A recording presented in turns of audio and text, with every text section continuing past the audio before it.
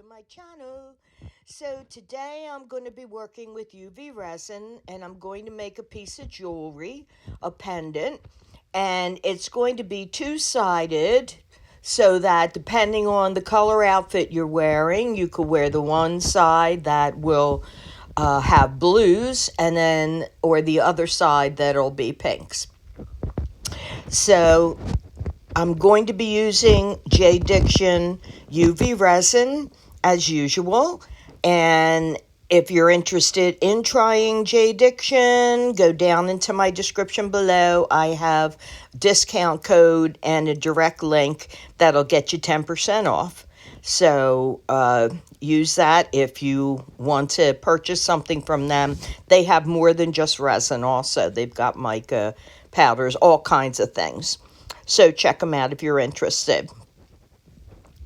Otherwise, that's the only thing I'm using today. And then the gemstones that you'll see me use, they're all like petal shaped. And they really all came out of old costume jewelry, believe it or not. Didn't buy it anywhere, just broke it out of these old rings. So you see the pink on screen earlier, which is what I'm starting to put down now, is the pink gems. But I also have blue gems that I didn't show in the beginning and realized later that I didn't until I started putting them down. Same kind of idea, came out of a different ring, and that'll be on the other side. But basically, I'm just setting it up and using rhinestone from my rhinestone strand there on the roll. Rhinestone in the center is the center of the flower.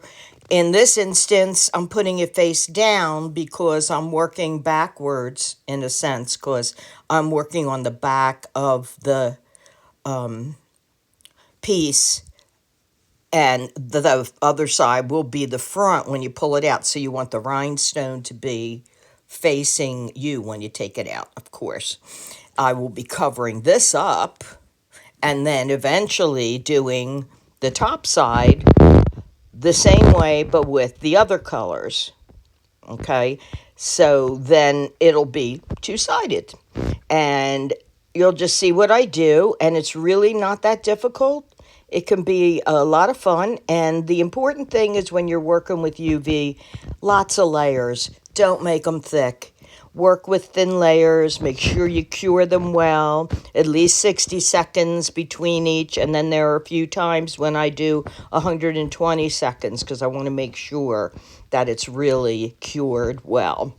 And when you pop it out, you turn it over and you give the bottom another cure. You always have to do that when you're working with UV. Make sure you're curing it as you go, but keep the layers thin if you want to make sure that it will cure all the way through. I had something I did once, and it was like a mold that I filled, and it was just too thick.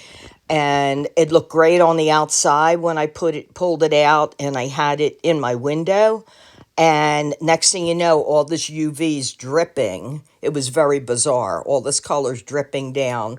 And I realized that the inside like busted out, that it was full of liquid. Very weird. So I learned my lesson from that, and I work in much thinner layers when I'm doing something with UV to make sure all the way through that it's cured.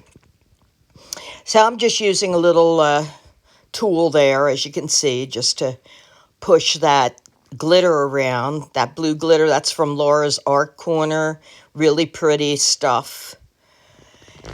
And then after I cure this, you'll see that I will then use a peacock blue pigment right there in that little cup, as you will see. And that's just enough to give a solid color between the front and the back side, because this right here I consider the middle layer that I'm putting down. Okay, and then it's working my way back up to the other side. Okay, to the front. So Anyway, that's basically it. That's what's going on here. I hope everybody's well. Uh, Thank you to all my subscribers, old and new. And if you like what you see, please give me a thumbs up, leave me a comment, share, whatever you do. All of that helps with the algorithms to keep me in rotation. And if you haven't subscribed as yet, I hope that you will. And click the notification bell so that you will be notified every time I post a new video. Okay, so other than that, I am going to be quiet and I will be back toward the end.